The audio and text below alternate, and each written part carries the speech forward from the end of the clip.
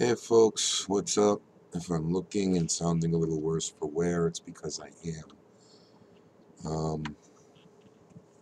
A couple days ago, I developed a bit of a sore throat.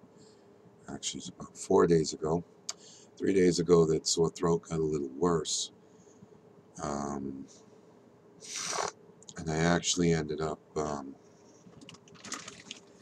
getting a little bit concerned, but sore throats happen. 2 days ago, I woke up and I had that malaise feeling, weakness through your body, the ache in the joints. And I went, all right, that's enough. But I actually got up and I went to the walk-in clinic. There's a new one that opened up a little while ago that's part of the hospital here.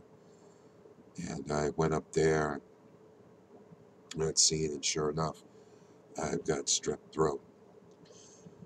So I've been put on some pretty strong antibiotics for the past couple of days.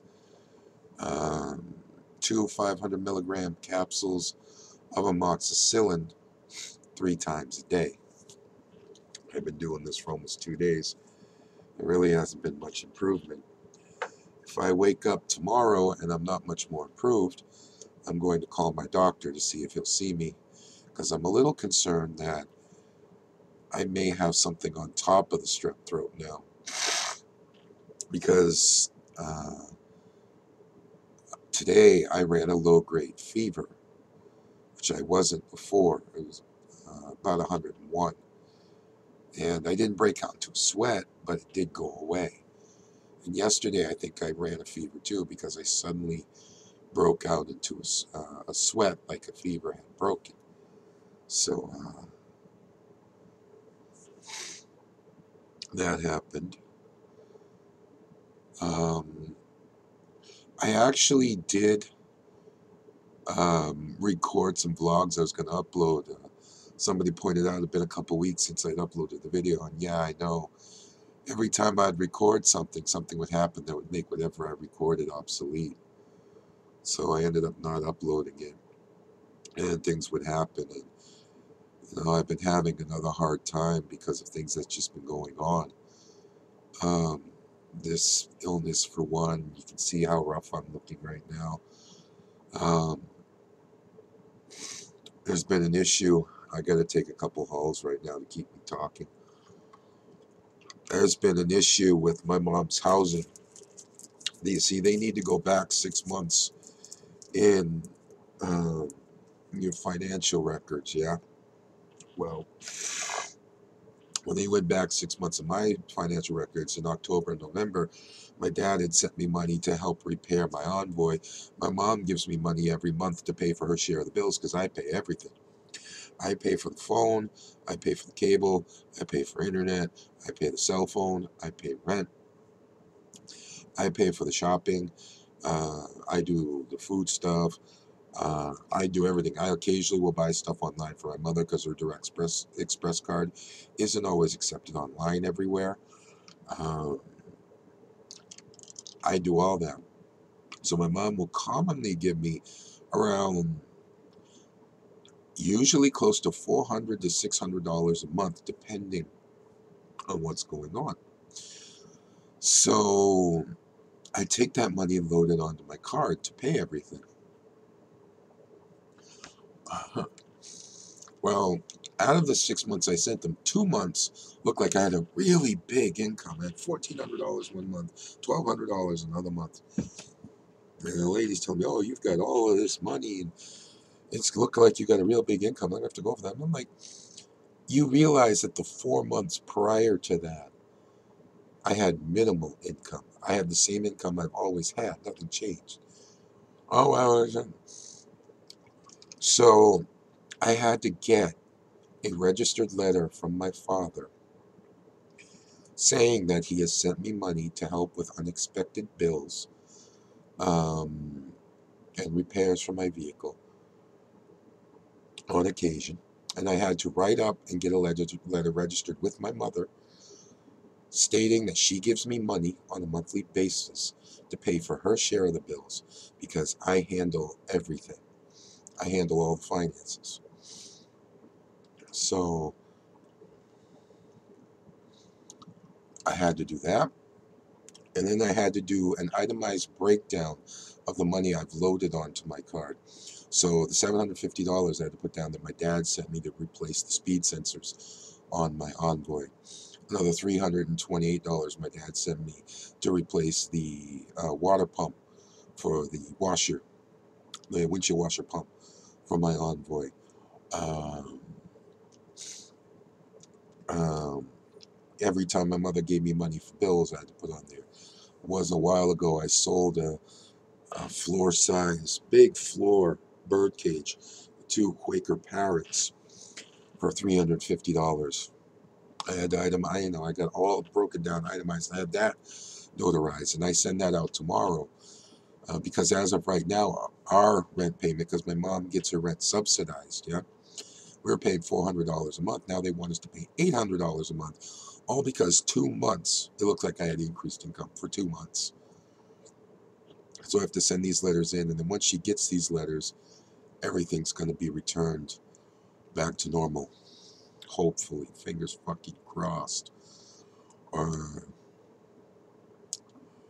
what really sucked, I just got approved to drive for Uber. I decided to try my hand at Uber driving. I don't know how it'll go because Uber's all about star ratings. You know, if you don't get good star ratings, if you get under 5 stars, I think even if you get a 4 star, like they get on your ass and they can kick you out. Um, I got a 2008 GMC Envoy, but whatever the case may be, I just get approved for that and I get strep throat. I can't drive like this. If I show up talking like this, sick, coughing, people aren't going to be happy. And I missed a big opportunity too. Just had the big AFC championship. I don't know who won. I haven't looked. Just had the big AFC championship between the Patriots and the Jaguars over here at Gillette Stadium, which is really just a stone throw away from me. Would have been plenty of opportunity to do Uber rides. So I kind of got a little screwed on that. But hopefully they won't give me any flack till I'm feeling better. And then I can try and go and drive for Uber. Maybe make a little side cash, I hope. Maybe enough to get me through until I get the surgery done, lose some legit weight, and then maybe get myself back out into the actual working world and turn myself into some kind of driver of some kind. Um,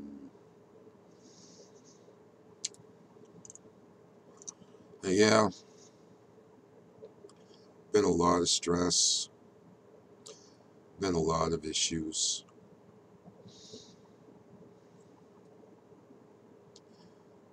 Um, and that's just what I've been dealing with. It's like every time things look like they're about to settle down, something else crops up and pushes me over again, you know? I could deal with being stuffed up. I could deal with fevers. I could deal with coughing. I could deal with just about anything being sick. One thing I hate more than anything else, sore throat. And even then I could deal with a point, but super sore throat. It hurts to swallow. It hurts to cough even a little bit. It hurts to do anything. I can only drink water and tea. Anything else burns my throat badly. Um, that just drives me nuts. I worry my throat's a little swollen. The lymph nodes around it. It's not fun. So I don't know exactly what I'm gonna do game wise. I'm gonna lose my monetization on my channel because of the new YouTube thing that they're trying to do to improve their monetization quality, which isn't going to work. You need at least this many subscribers, 1,000 subscribers. I have the subscribers. I've got 3,000 subscribers. Even if I only get 25, 30 views per video, I've got 3,000 subscribers. But you also need something like 4,000 hours worth of views um, per month. I don't know how you're supposed to get 4,000 hours worth of views out of 1,000 subscribers. But okay, if you say so. I mean, you're talking about uploading content on a daily basis, and a lot of YouTubers don't do that, you know? But the reality is I never uploaded for the monetization anyways. I was doing it because I wanted to do it. The monetization was a nice little touch.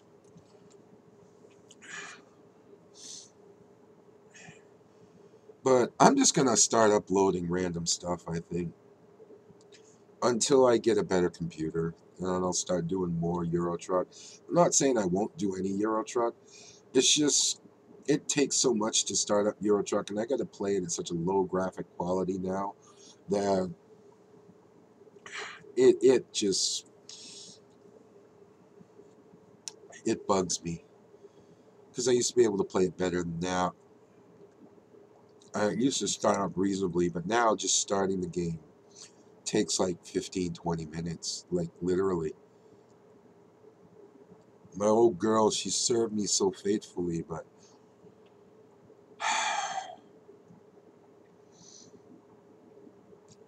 it's time to improve. And I'm still waiting for my tax return. This is the 22nd, and I still haven't gotten anything from Tempest. I'm like tempted to call them and say, yo, when do we get our tax return back? Because a lot of places usually send them out early. I would like to file mine and get my stuff. And see about getting a new computer. You know?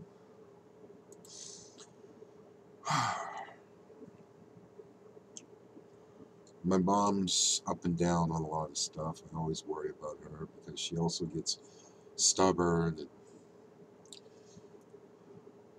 she's had a urinary tract infection. And she's like, I don't feel right. I don't feel good. Took all my medication. I think I still have my tract infection. Call your doctor and schedule an appointment. I already have an appointment with my doctor. When? Next week. Mom, that's not soon enough. I'm not going to hurry it because what if I'm wrong and it's not what I feel? I said, better safe than sorry. Arguing with her about her health is reminiscent of what I had to go through with my wife. It's like, do you really want to take the risk with your health? Do you really want to take the risk? I mean, look, I got a sore throat. Okay, it's a sore throat. I'm not going to bother. My sore throat got worse. Well, okay. I'm a little worried, but I'll let it go. Get up the third day. All right, I feel sick. I got running through my body.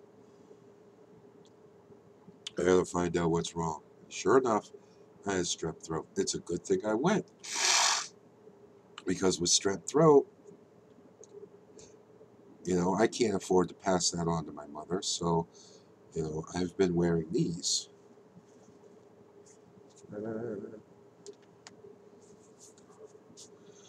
Dr. Bugga, how you doing? Around my mother. Now they say supposedly after you start taking medication or something like that, you're not contagious after a little while. Yeah, I ain't risking it with my mother. So I've been wearing masks around her. Especially if I got something else. Because I don't know if sore throats cause congestion, because I'm congested too. I have nasal and chest congestion. um, but I didn't hesitate. I went and I got myself checked out. I had strep throat. My mother, well, just kept suffering it. I just have a cold. It's just a sore throat. No, it's fucking strep. Get your ass to the doctors. I don't understand why people gotta be stubborn. I can't afford to be too sick with taking care of her. If something goes wrong, I need to be able to function. I don't do around here near enough. I don't. I don't clean enough. I don't cook enough. I don't. I don't do enough. My mom still does more than she should. But the truth is still, is if anything goes wrong, I need to be able to function. I need to be able to help her. I need to be able to get up and down these stairs with some degree of mobility. I can't be laying in bed going, oh, I'm too sick to get up. I mean, it's going to happen. But if I can do something to prevent it by going to the doctors, I'm going to. I've never understood, even for a second, why people have got to be stubborn. Why people have got to be stupid. And it is stupid. I'm sorry if you're one of those people. I don't like doctors. You know what? I'm not being mean. But that's not an excuse to not go. If you're sick, you need to go, whether you like a doctor or not. If you don't like a doctor, particularly for his attitude and the way he does things, that's fine. Find another one until you're comfortable with him.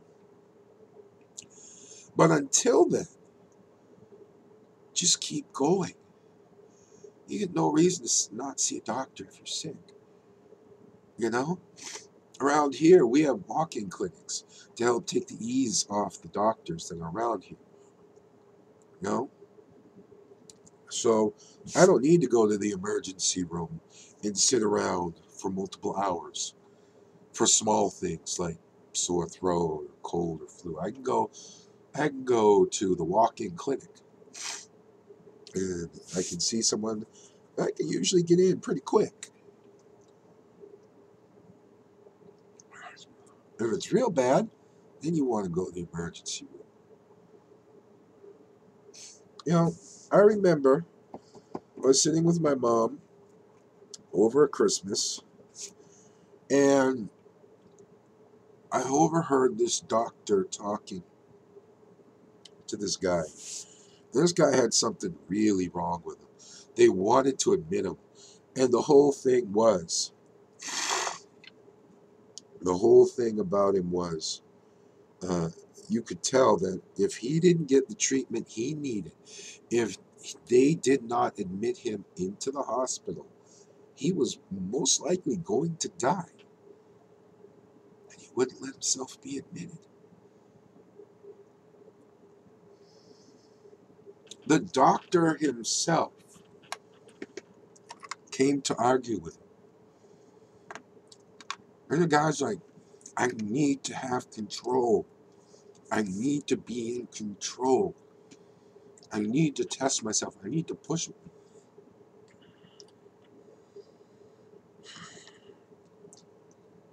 I've seen this mentality before. It doesn't make sense.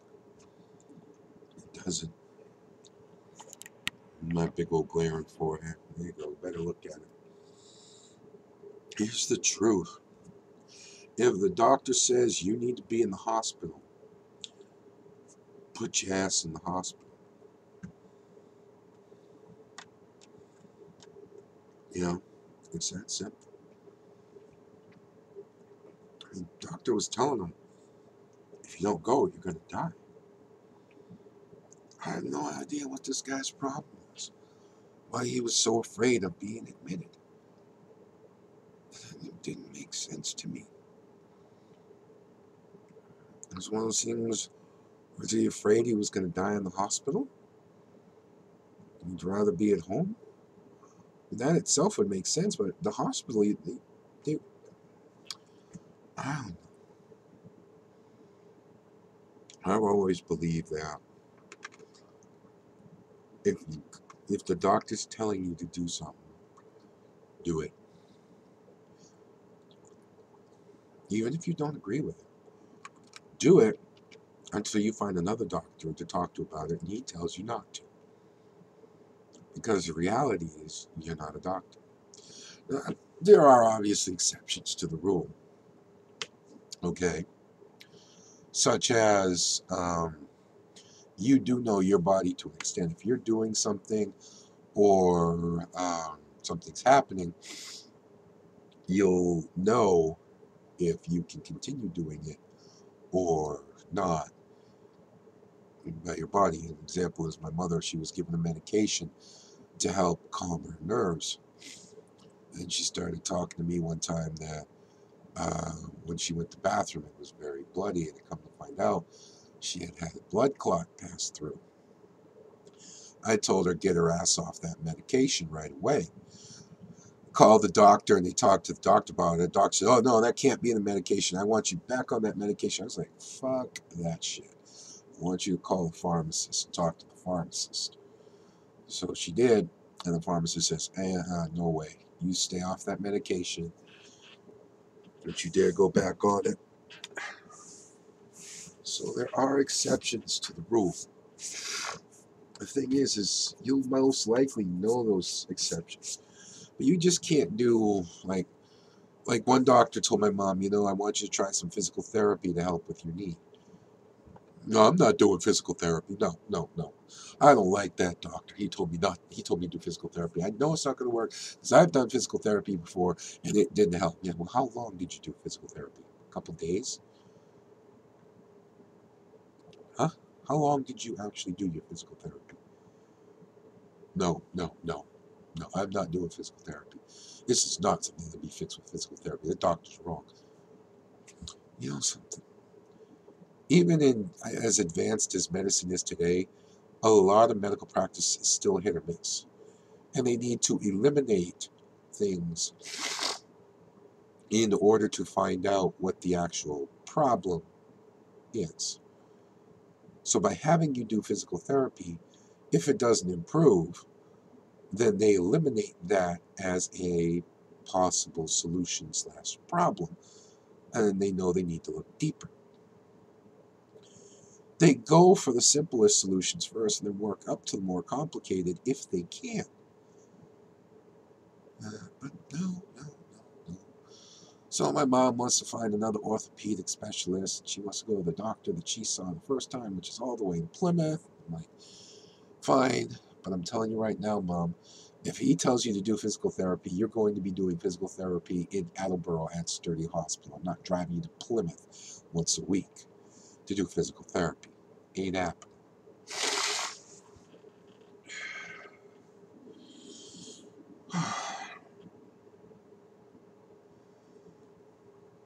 I've recently been watching episodes of the American Top Gear.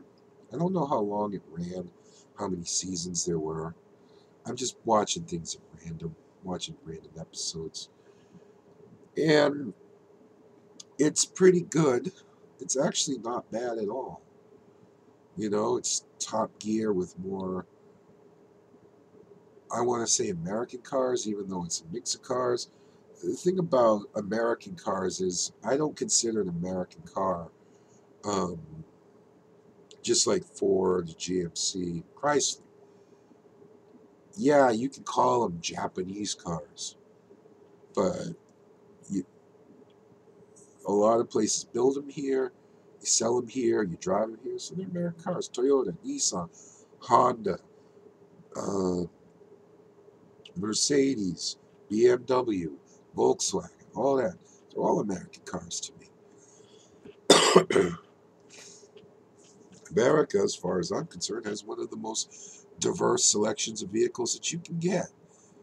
It has one of the most wide-ranging amount of vehicles that you'll see on a single road. And I also believe that we're one of the only countries, if not the only country, where a large portion of our vehicles are trucks and SUVs as opposed to cars.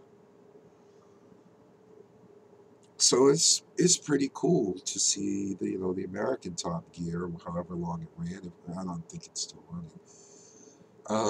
And of course, the problem behind that is everyone's immediately comparing it to the British Top Gear, you know, and you can't do that, and that's kind of the bad thing. It's like it's a good show, but not going to get out under the shadow of the British Top Gear, not even close.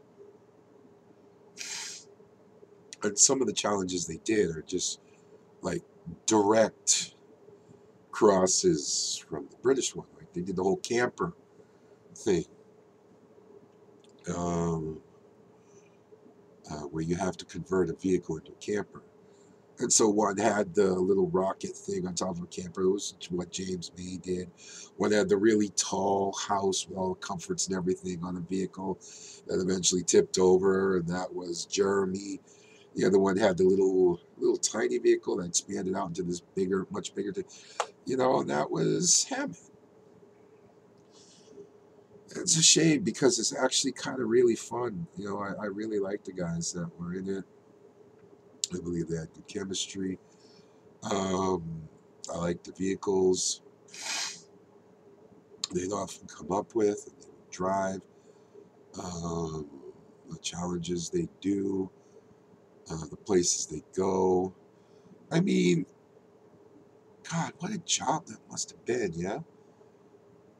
I'm not saying it wasn't tough, but the American Top Gear, unlike the British Top Gear, like, never left the United States. The British Top Gear, God, can you imagine that? All the places they went. All the places they went. Dubai, Iran, Iraq, Jerusalem. They went to Africa, Iceland, the North Pole, Japan, China, Russia, Germany. They went to, I don't know if there's a country they didn't go to. And everywhere they went, people knew who they were. People knew who Top Gear was. And they had some tough times too. There was that whole thing, I think, where one of their vehicles had the license plate of the Falkland Wars on it. And that nearly cut them mobbed. Uh, that was pretty nuts. He came to America a couple times. Nearly got their ass beat by rednecks. God, but your job is to go to all these exotic places, drive all these different vehicles in harsh conditions. Yeah, they suffered at times, but the things they got to see and do. And then on top of that, they drove regular cars. They got to drive supercars, go super fast. And then there was the episodes they got to drive these amazing luxury cars or supercars as part of their trip. Now, James May got to drive the Bugatti Veyron Super Sport, or whatever that was 250 some odd miles an hour. But even if you don't go that far, the American one, all over the country, and all these different vehicles that you either buy or that dealers give you, you literally call up, hey, can we use and just all the different things they got to do, you know? It was pretty insane, if you ask me. I'd love a job like that. Who wouldn't? But I love vehicles in general, and I love traveling, and I love driving. You know, my dream job for the longest time was to be a CDL Class A cross country driver. Back the truck up, hook the fifth wheel up onto the trailer, lift the trailer legs, and then haul off to another state. I don't care if I worked for a company or myself, just as long as I got to long distance haul. That's all I cared about. I love the idea of big rigs, big trucks, all that diesel power, all that massive torque, pulling all that weight behind you down the highway, you know? Because on the one hand, I think a lot of people don't appreciate truck drivers. I know that some of you out there probably do this. As somebody that's always appreciated trucks and big rigs, I've always been conscious of them, but as somebody who became a Class B CDL driver for a while, it made me even more aware of what a CDL driver has to go through. Okay? Yes, you are one of the biggest, heaviest, most powerful vehicles out there, right? A Hummer could get in your way. You just knock them out. Don't matter. Okay?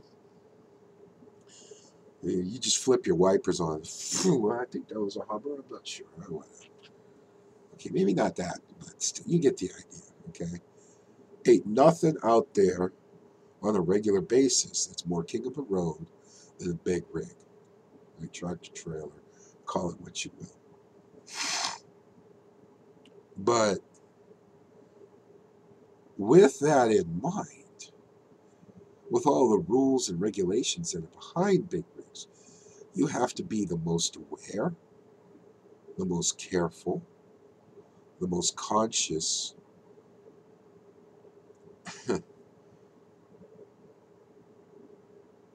It's unbelievable. Now, and sadly, not all truckers are. There are, like in every profession, some bad eggs out there. But most truckers aren't like that. You know, if you're getting on a highway and there's a big rig coming up behind you, you need to make two choices. Now, I'm not saying like you're getting on a ramp and a big rig's coming up behind you on a ramp. That shouldn't be a big deal. If you're getting on the highway and there's a big rig coming up, you need to either know that you can go fast or you let him go by and then pass him later. Hey, you do not pull out in front of a big rig. He can't stop that fast. And the one thing I've seen a lot of people do is cut in front of a big rig and then hit their brakes. Are you asking to die at this point? I don't know how many people I've seen cut in front of a big rig and then hit their brakes because they got to like move over. And it's like, uh-uh. I'd rather miss my exit and go to the next one and have to come back the other way on the highway 10 miles than cut in front of a big rig and hit my brakes at the same time. You can't do that. Don't follow a big rig too close. Yeah, you know what? I'm guilty of this one for the specific reason that on longer trips I was drafting off the big rig. You can do this. It's not recommended. It's actually really stupid.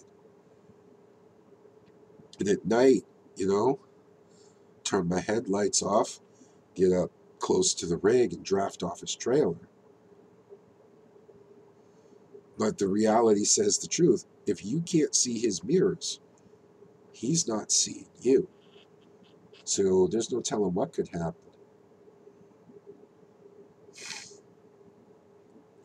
I always try to give the truck the right of way because he needs it. You know, there's a lot of stuff they need to tend to and take care of while driving. I know that Jeremy and all that joke a little bit about it, but you go and watch the Top Gear episode where they actually drive big rigs, and then the American uh, Top Gear did the same thing. They actually did two. They did log hauling, and they did one prior to that about big rigs. And you can see uh, some of the difficulties the truckers have to deal with. Now, I didn't have to drive a truck, but I did drive a bus, and I ran into a lot of the same problems. I ran into a lot of the same problems.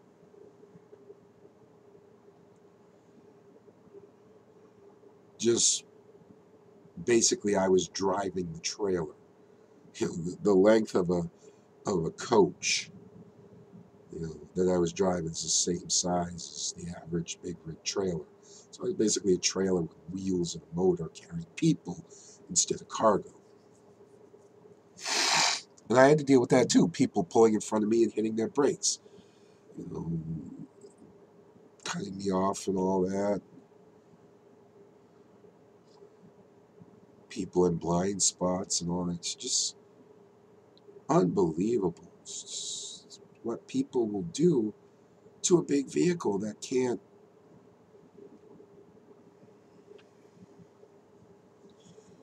I know, I'm just kind of rambling on, but I want to right now. It's been stressful for me. I haven't really been depressed except the whole debacle with my mom's housing authority. Because if she doesn't accept these letters, I don't know what's going to happen. We may be screwed. We may be hard screwed. But, uh, yeah, that doesn't matter. I mean, that got me really depressed for a little while. But it only lasted a few days. I've just been stressed out. And then by the time I think to do anything, it's like really late. It's like, you know what? I just don't want to deal with it. You know, kind of like the fact that I've been supposed to have called my urologist for the past month and a half and make an appointment to see him in March to follow up with my lithotripsy. By the time I remember to call him, he's already closed. So it's like, well, shit, you know?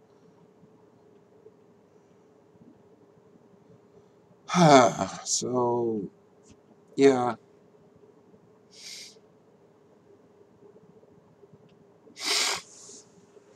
that's what's been going on with me, which is basically not much. Oh, there's one thing that happened. I was a complete idiot. Oh, for some reason my keys are here. Huh, this is funny.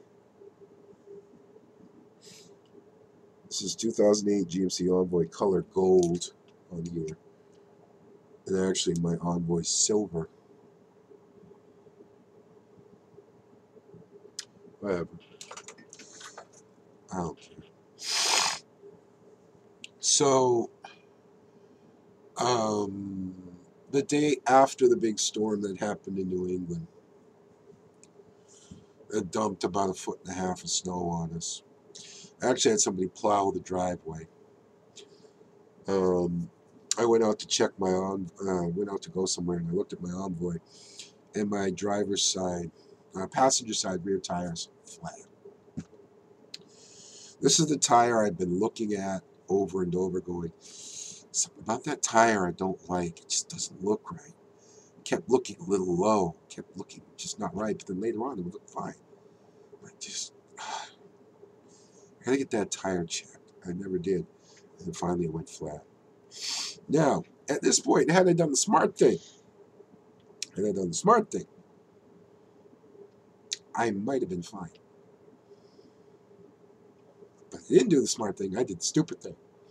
And I put myself in a bad spot. Smart thing to do would have been to get a AAA membership right there.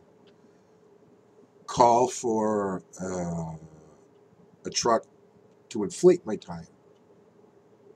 I'd have been fine because the tire was actually still good. What happened is the cold air caused the bead to harden. This is the trouble I was having with it. And the bead came off the rim and allowed the air to escape. Yeah? Pretty simple. Had I called for the truck to come and inflate the tire, everything might have been okay. I said, you know what? There's a Cumberland Farms not even a mile up the road. If I drive slowly, I can make it there and inflate the tire. Let me repeat what I said a little earlier. The cold air caused the bead to the tire to harden up. And I knew this, which meant the bead came off the rim, allowing the air to escape. just told myself, if I drive slowly, I'll make it just fine. Yeah, those two things don't add up. I didn't even make it half a mile, and I had to pull into a driveway. Not a business driveway. The business was closed, fortunately.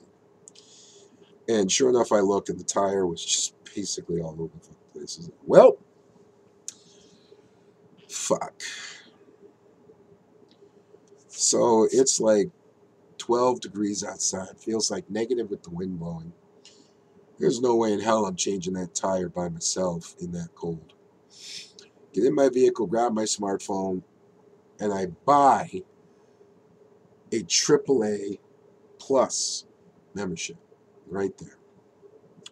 As soon as I buy my membership, I call AAA and I call for a tire change.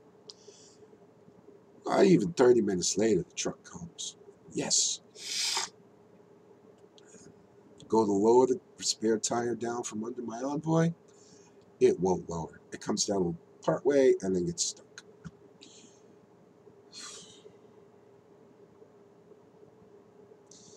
So now, the only thing I can do is get a tow to a shop. Fortunately, even though I only get basic membership benefits until my Plus card shows up, there is a shop within 3 miles, and your first 3 miles or 4 miles are free on a basic membership. National Tire and Battery is within 3 miles. Yeah, those first 3 miles are free. National Tire and Battery is within 3 miles. So I go to National. I put in for the tow, and I wait, and I wait, and I wait, and I wait. I put in for the tow at like 11:30 in the morning, and I didn't get picked up until nearly 6 o'clock at night.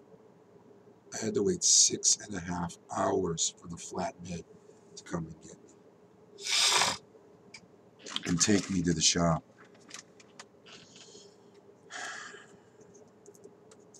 I got picked up at 5:30, so it was about 6 hours. And they take me to the place.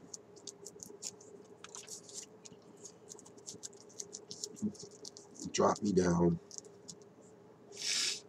and I tell them, go. I need a tire. Talking to the guy. Oh, here's the trick. When dealing with a 4x4, you cannot change a single tire. When you're changing tires on a 4x4, you need to change at least 2 tires at a time, because the tread on both sides, that front or back, need to match or be very, very close.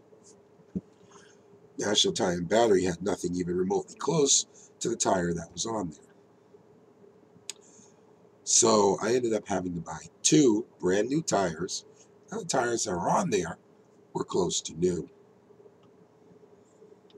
Yeah. $300 plus $82 for my membership. $400. $400 in a day. All because I had been stupid. I could have just stopped at 82 if I bought the membership and called for an air inflation. And I still got to take it to find out why the spare won't be lowered. So if I do end up with a flat, somebody can come and change the tire on it. That still doesn't include that I still need to get the rear light assembly fixed on it. I still need a rear door wire harness for it. I still need to get the hood painted. All in all, that's $1,200 of work that still needs to be done not including the tire, why the spare tire won't load. That's just the harness, hood, and the 1200 is just the harness, hood, and the rear light harness. That doesn't include why the spare won't lower. So, yay! I haven't even had this vehicle a year, and I'm looking at putting. Well, let's see. I've probably put 16. I've put $1,600 worth of repair in it. I'm looking at another $1,200. It's almost $3,000 worth of repair in a vehicle I have not owned a year, and I've got 2 more years to go. Which, by the way, I did a Kelley Blue Book breakdown of my vehicle's value. If I fix everything on that up to snuff, or at least all the big stuff, wiring harness, reverse light, get the hood painted, plus what I've already invested into it, I'll have invested more than what the vehicle's worth. The vehicle's worth $2,500 at best. At best, it's worth $2,500. So, what you gonna do? But as much as I'm bragging on it a little bit, let me be fair. She hasn't let me down. The tire problem, I caused that. I tried to drive it with a flat tire. That was my fault. The speed sensors, what are you going to do? It's a 10-year-old vehicle. That stuff's going to happen. The rear harness, the rear light, it's a 10-year-old vehicle. It's going to happen. But she started every day, even in the extreme cold. She's always driven. She drives straight. She runs great. She runs in a straight line. I've taken her to New York and back twice. I've driven her to Plymouth and back multiple times. I've driven her other places that are upwards of an hour away and back multiple times on the highway. I get up on the highway with this Envoy, wind it up to 80 miles an hour, lock the cruise control in, and just cruise. And it's around 2,500 RPM. And just roll, you know?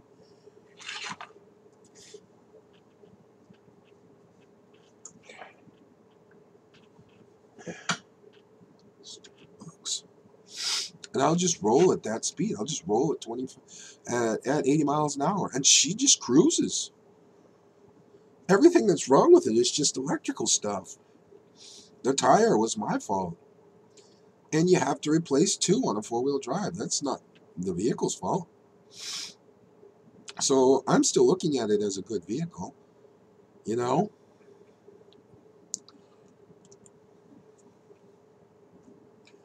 It's kind of a little give and take. I'm happy to have it, because without it, I wouldn't have anything. I like my Envoy. I just wish I didn't have to fix it as much. You know?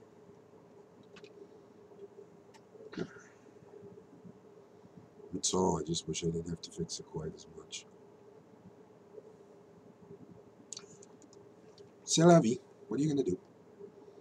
I'll get it done. I'll get it done. One way or another. Anyways, folks, as you've known, my voice has struggled a couple times here already. I'm going to end this video here. Besides, we're going on to 50 minutes. So I'm going to end this video here. I'm going to upload a gameplay video or 2 with it that I still have on backlog. I'm going to try and record some stuff to start uploading. Like I said, if I start uploading anything, it's going to be random. It could be Cold Waters. It could be Euro Truck. It could be a game known as Darkest Dungeon. It could be Witcher 3, Enter the Gungeon, South Park, Fractured Butthole. It could be anything. I don't know. I really don't know what it's going to be. I just know it's going to be something. I'm just going to start uploading random stuff from now until I get a new computer, and then you're going to start seeing Euro Truck again once it gets loaded better, all right? But that's going to be me done for this episode, or this vlog, as you will. I hope you've enjoyed listening to me prattle on as much as I've enjoyed prattling. Until next time, this will be One Big Bug. I'm going to be signing out. See you then.